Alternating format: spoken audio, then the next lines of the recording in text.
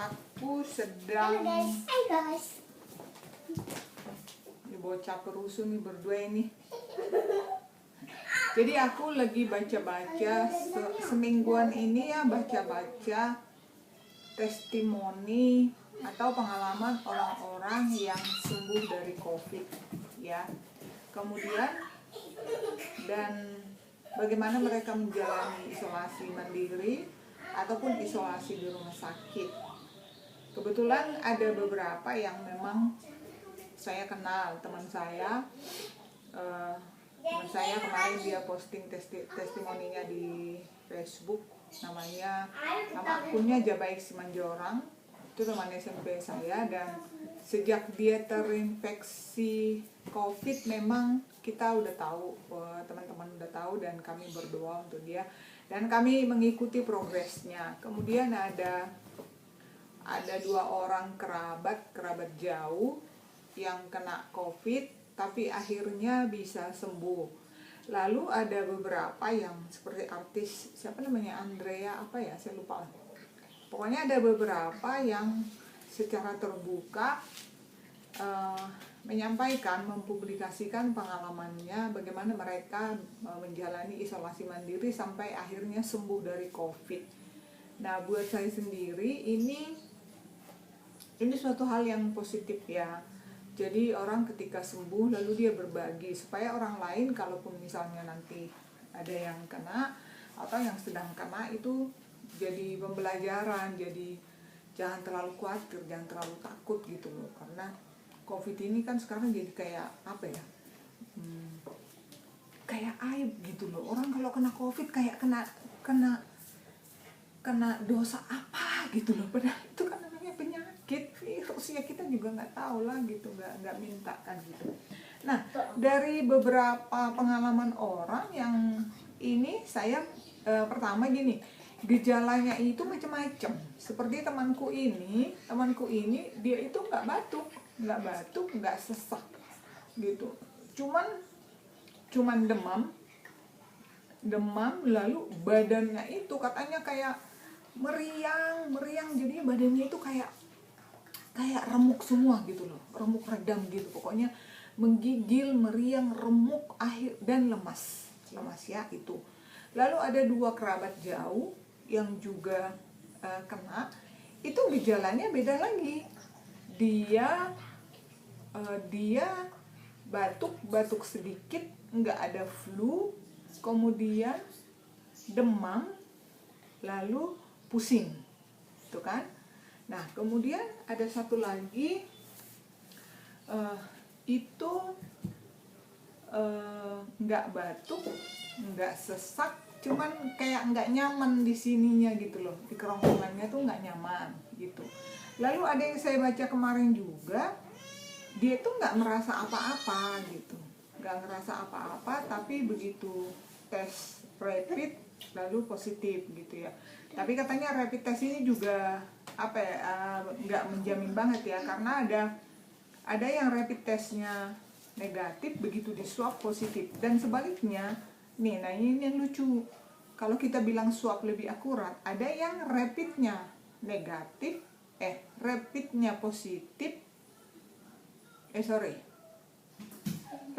negatif kemudian swabnya positif.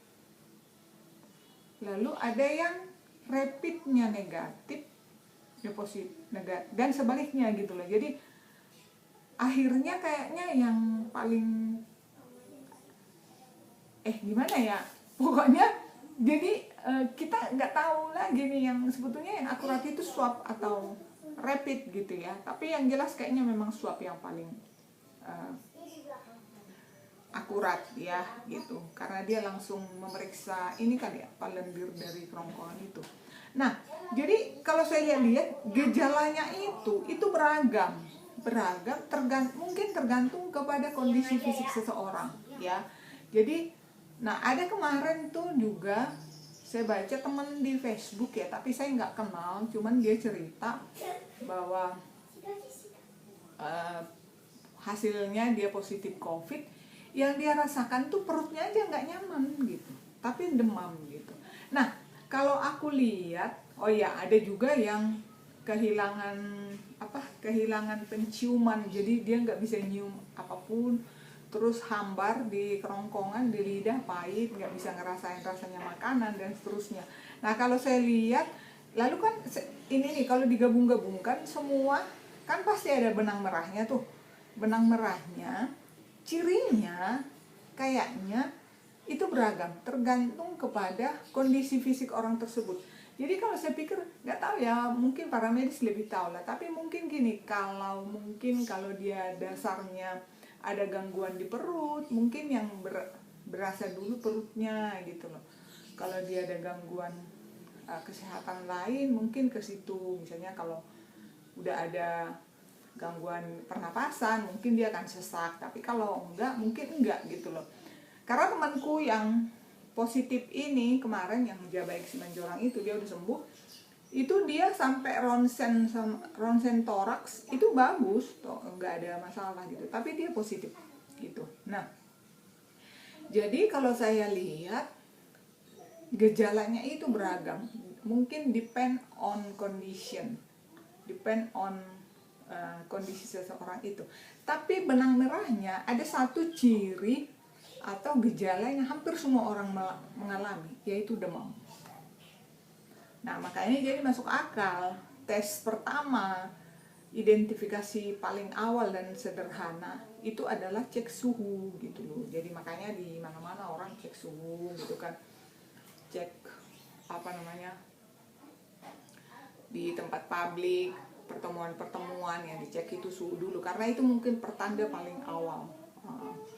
Gitu. Walaupun kalau orang demam ya belum tentu karena COVID juga gitu.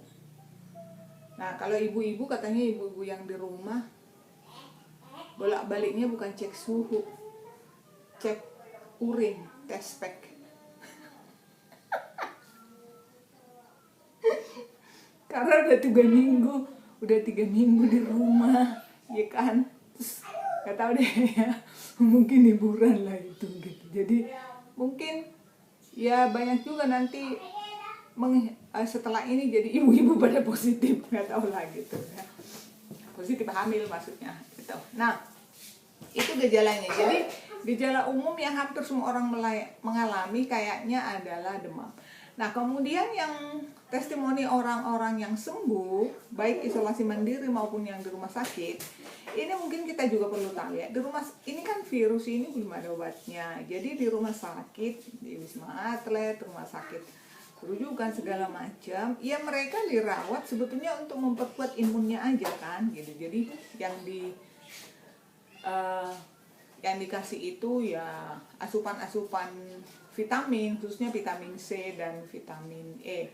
Nah, atau makanya lebih dianjurkan sebetulnya, kalaupun positif, kalau Anda kondisinya baik-baik aja, maksudnya masih bisa jalan, masih nggak sesak nafas gitu, lebih bagus isolasi mandiri di rumah gitu. Karena isolasi mandiri di rumah kita juga membantu bebannya para medis. Jadi kalau yang harus ke rumah sakit, mungkin yang benar-benar butuh ini aja, butuh alat bantu pernapasan, ventilator, atau kondisinya fisiknya drop banget gitu.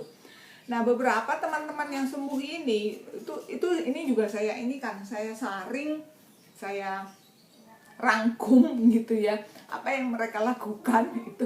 Ini maklum ya, gue kan pustakawan, kerjanya emang merangkum-rangkum. Jadi pendapat dari berbagai orang itu disintesiskan, dirangkum jadi satu, sehingga pemirsa dan pembaca tinggal bacanya aja, tinggal dengerin aja, ya nggak sih gitu. Nah jadi kalau saya rangkum dari berbagai testimoni orang, pertama, selama di rumah atau selama di rumah sakit pun mereka banyak mengonsumsi vitamin C, lalu banyak minum air hangat, kemudian berjemur dan makan makanan bergizi. Nah masalahnya ini, vitamin C sebanyak apa?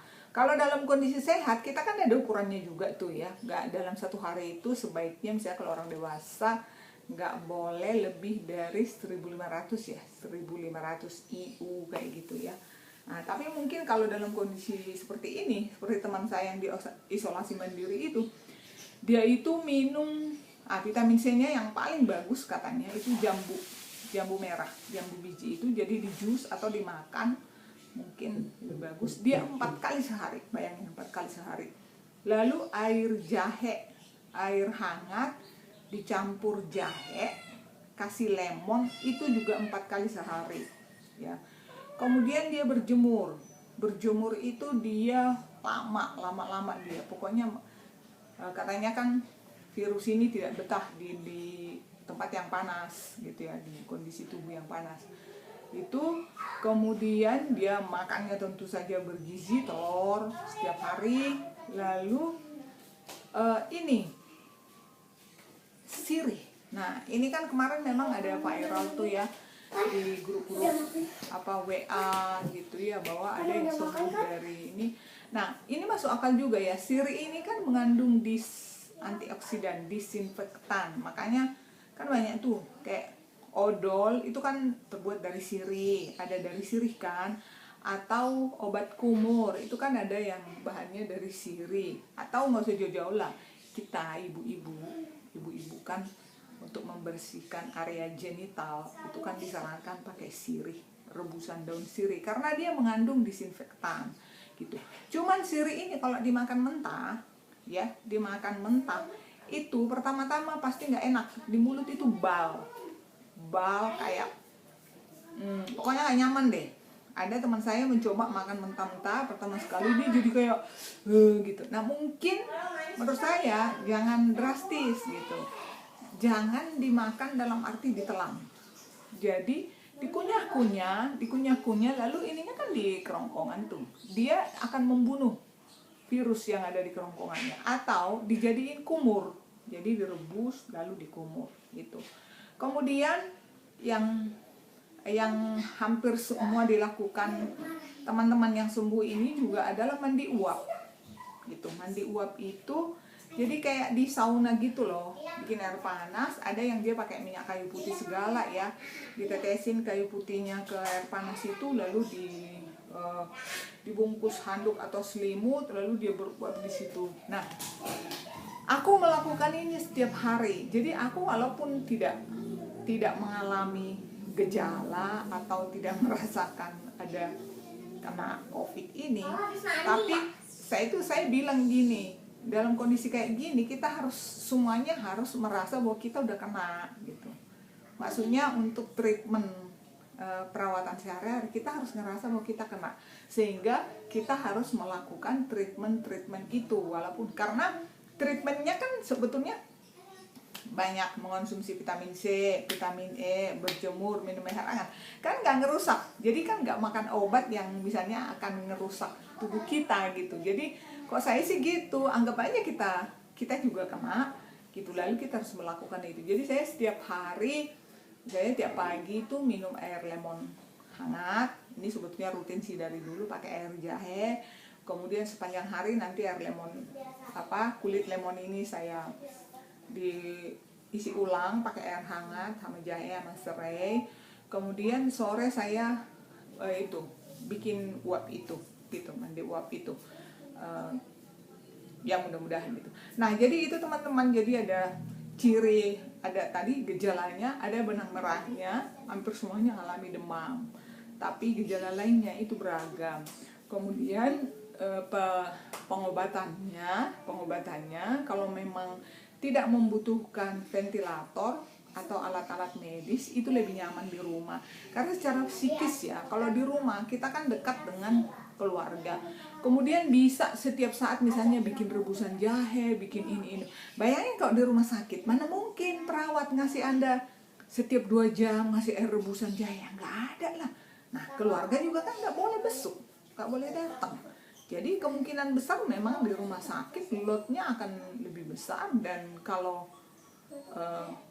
malah bisa jadi lama penyembuhannya gitu. Jadi sepanjang kita nggak butuh alat bantu medis, menurut saya lebih bagus isolasi di rumah ya. Dan terlepas dari situ sekarang udah mulai ada kewajiban peraturan untuk wajib pakai masker ya, kita pakai masker kemana-mana. Nah itu yang bisa saya review dari pengalaman pasien-pasien COVID yang sembuh. yakin bahwa akan makin banyak teman-teman yang kena, yang sembuh juga itu dengan menerapkan itu. Semoga kita sehat selalu dan si corona ini segera berlalu, ya kan. Udah males ya, udah bosan juga. Mudah-mudahan dia cepat bosan sama kita supaya kita bisa kembali beraktivitas dan ke kehidupan normal kita. Oke teman-teman, semoga sehat selalu. Demikian PR saya hari ini, rangkuman tentang gejala dan pengobatan COVID. Thank you, jangan lupa like, subscribe, and comment. Bunyikan loncengnya supaya setiap kali ada video baru Anda dikasih tahu.